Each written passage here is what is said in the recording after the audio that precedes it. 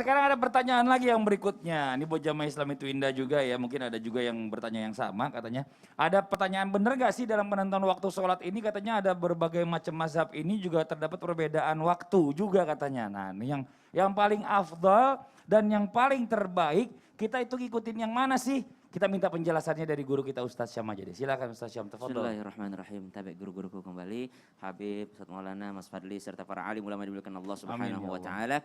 Rabbi shrah li sadri wa yassir li amri wahlul 'uqdatam min lisani yafqahu qawli ba'da naqul a'udzu billahi minasyaitonir rajim. Fa idza tama'nantum fa aqimus shalah. Inna as-salata kanat 'alal mu'minina kitaban mawquta. Salat itu sudah maktubah, sudah ditentukan yakni waktu-waktunya. Namun ternyata dalam prosesnya, dalam pengerjaannya ternyata masih ada lagi perbedaan-perbedaan pendapat.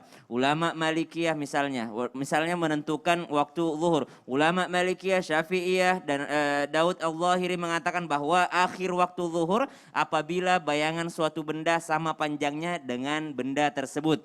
Jika sebuah tongkat panjangnya 30 cm, maka panjang bayangannya adalah 30 cm pula. Kemudian ini adalah akhir waktu zuhur, berarti masuk waktu asar. Sedangkan ulama Hanafiyah mengatakan bahwa akhir waktu zuhur apabila bayangan suatu benda panjangnya 2 kali lipat daripada bendanya. Kalau yang tadi adalah sama panjang, kalau ini 2 kali lipat lebih panjang. Jika sebuah tongkat panjangnya 30 cm, maka bayangannya adalah 60 cm.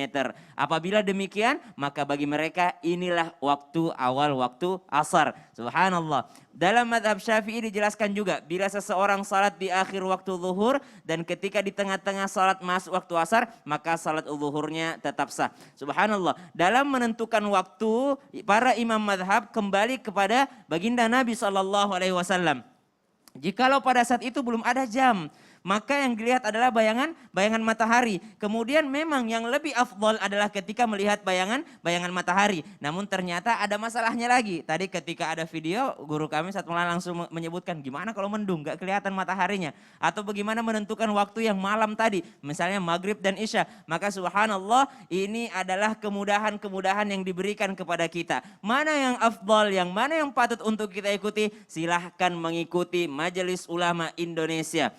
Sudah ada jadwal waktu salat. Kenapa kita mengikuti Majelis Ulama Indonesia? Nanti di hadapan Allah Subhanahu wa taala kita tidak bertanggung jawab. Langsung aja, ya Allah, saya ikut MUI, saya ikut ulama saya ikut Majelis Ulama Indonesia. Maka yang bertanggung jawab adalah para guru-guru kita, para mujtahid, orang-orang yang sudah berijtihad. Kenapa kita mau menyusahkan diri kita berbeda dengan yang umum? Kalau kita berbeda dengan yang umum, maka subhanallah ini adalah menyusahkan diri kita. Kita mau berjamaah rasanya kayaknya kurang afdal, kita mampir ke masjid ini rasanya kurang afdal, maka waktu sholat pun sudah ditentukan walaupun ada perbedaan waktu akhir sholatnya. Namun subhanallah, teman-teman yang dimuliakan Allah Subhanahu wa taala, teman-teman milenials misalnya, ada satu ungkapan, lebih baik, tapi bukan baik ya, lebih baik terlambat sholat dibandingkan tidak sholat sama sekali.